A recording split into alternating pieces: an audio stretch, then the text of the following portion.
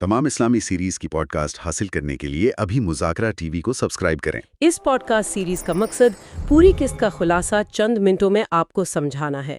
ये podcast मुज़ाकरा TV की जानिब से पेश की जा रही है। सुल्तान सलाहुद्दीन अय्यूबी के सीजन 2 किस्त 12 के ट्रांसक्रिप्ट से कुछ अहम हिस्से हैं और ये इक़्तिबासात हमें उस दौर में यानी 12वीं सदी में सलीबियों और मुसलमानों के बीच जो कुछ चल रहा था इसकी एक झलक दिखाते हैं। जी हाँ, सियासी चालें हैं, ताल्लुकात बदल रहे हैं, फौजी तैयारियां हो रही हैं। बिल्कुल, और कुछ ज़ाती फैसले भी हैं जो शायद तारीख पर असरअंदाज हो रहे हैं। हम देखेंगे कि सलाहुद्दीन के मंसूबों में एक गैर मुतवक्का तब्दीली आती है। यरूशलेम के दरबार में भी इक़्तिदार की कशमकश है और एक बहुत ही खतरनाक क्या कहते हैं खुफिया मिशन भी चल रहा है। मज़ीद इस्लामी सीरीज़ की पॉडकास्ट हासिल करने के लिए अभी चैनल सब्सक्राइब करना ना भूलें। तो आइए बात शुरू करते हैं सलाहुद्दीन अय्यूबी के किरदार से। ठीक है। ज़राए बता रहे हैं कि वो पहले तो अपने वालिदैन से मिलने का इरादा रखते थे। लगता है काफ़ी अरसे बाद आ रहे थे। हाँ, ऐसा ही लगता है। लेकिन फिर अचानक कोई दरख्वास्त आती है, शायद सुल्तान नूरुद्दीन की तरफ से, और उन्हें अपना इरादा बदलना पड़ता है। और ये भी जिक्र है कि वो किसी दोस्त की वफात पर दुखी हैं।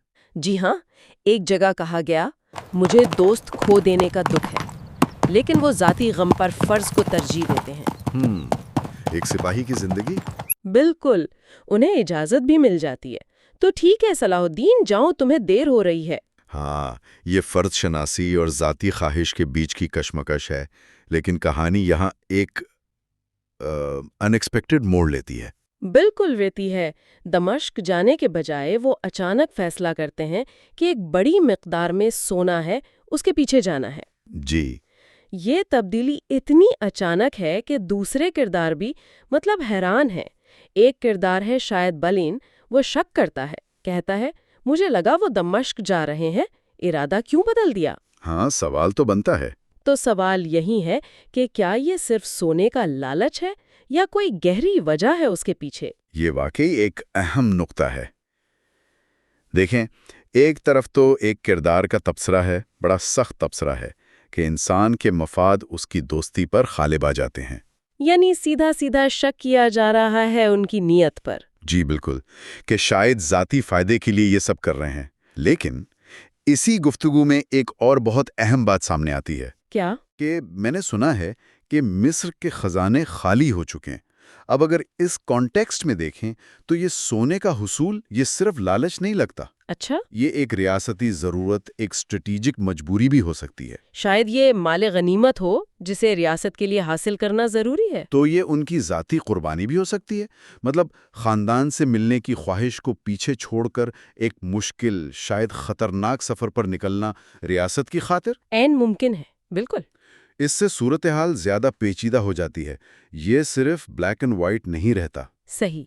अब देखना यह है कि आगे चलकर इस फैसले के क्या नताइज निकलते हैं। क्या ये वाकई रियासत के लिए था या ज़ाती मफाद था? ये सवाल कहानी में सस्पेंस पैदा करता है। ठीक है। सलाउद्दीन के इन फैसलों के साथ दूसरी तरफ सलीबी कैंप में भी खासी तैयारियां चल रही थी, फौजी मैदान में खास तौर पर। जी, बाल्डविन की तरबियत वाला मंजर, जो कमान को बाएं हाथ से खींचते हैं।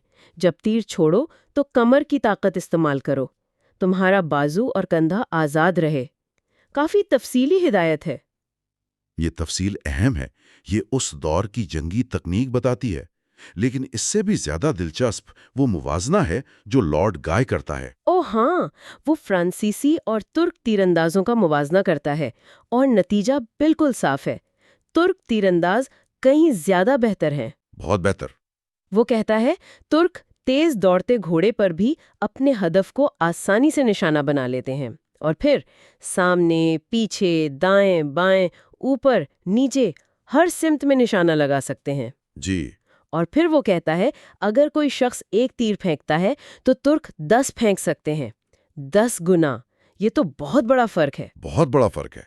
ये सिर्फ तारीफ नहीं है, ये सालीबियों की तरफ से तुर्कों की फौजी बढ़तरी का, खास तौर पर तीरंदाजी में खुला एतराफ है। अच्छा। ये सिर्फ टेक्निकल महारत नहीं, ये उनकी जंगी हिकमत अमली का हिस्सा था اسی لیے لارڈ گائے بیلڈن کو مشورہ دیتا ہے، اس لیے جب تم اپنی کمان پر تیر چڑھاؤ گے تو اس ترک کو نشانہ ضرور بناؤ جو 10 تیر چلا رہا ہے۔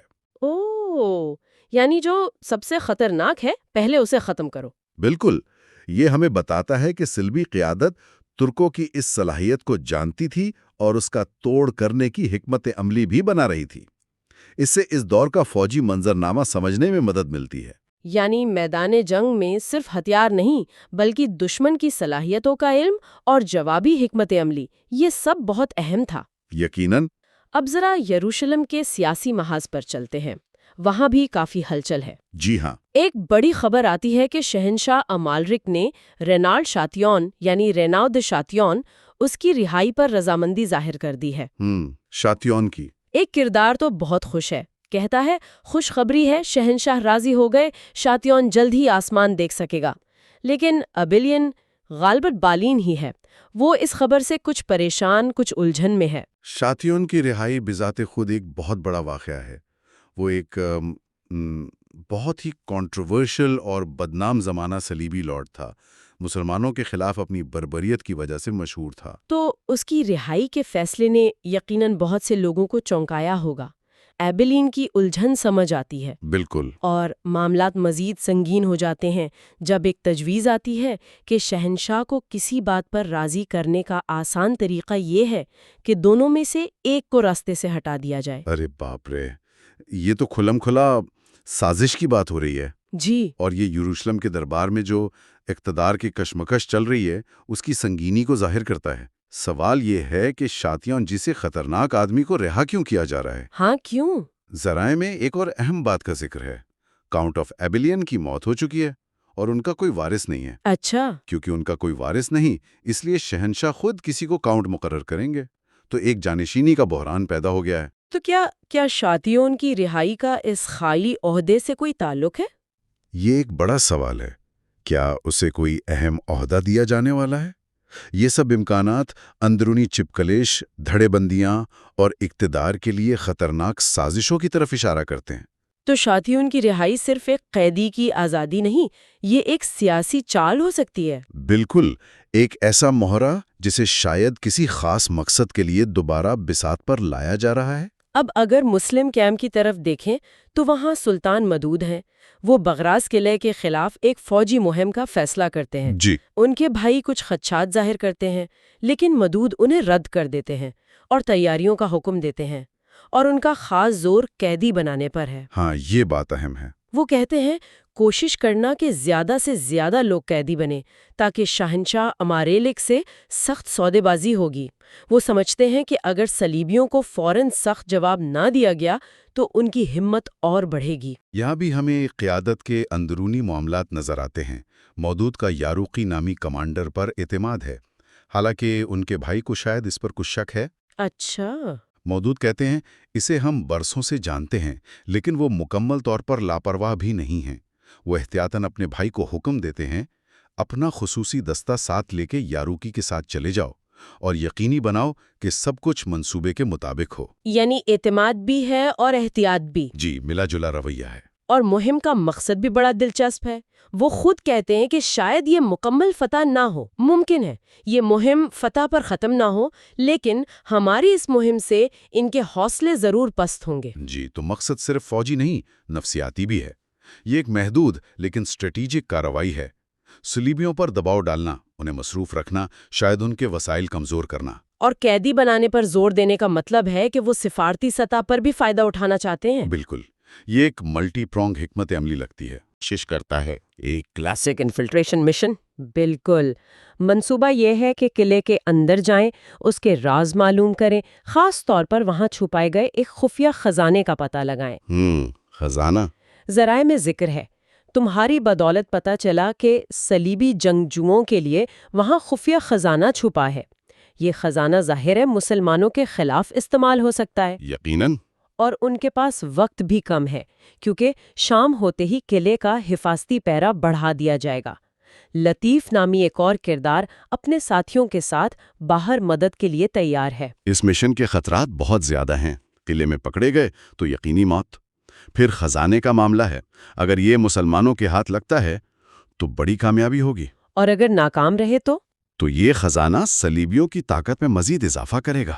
وہ لارڈ گویوم نامے کسی شخص کے ساتھیوں کا بھیرو بھرتے ہیں، پناہ مانگنے کے بہانے قلعے میں داخل ہونے کی کوشش کرتے ہیں۔ اور کامیاب ہو جاتے ہیں؟ ہاں، ہو جاتے ہیں۔ جب قلعے کا محافظ انہیں روکتا ہے تو لارڈ گویوم کا نام سن کر انہیں اندر جانے دیتا ہے۔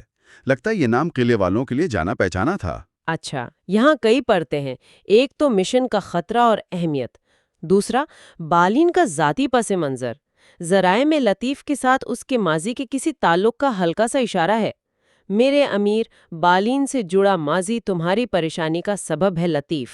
یہ کیا ماضی ہے یہ واضح نہیں، لیکن یہ کرداروں کے درمیان ایک اضافی تناؤ پیدا کرتا ہے۔ جی، اور تیسرا سب سے اہم، یاروکی کے کردار پر سوال۔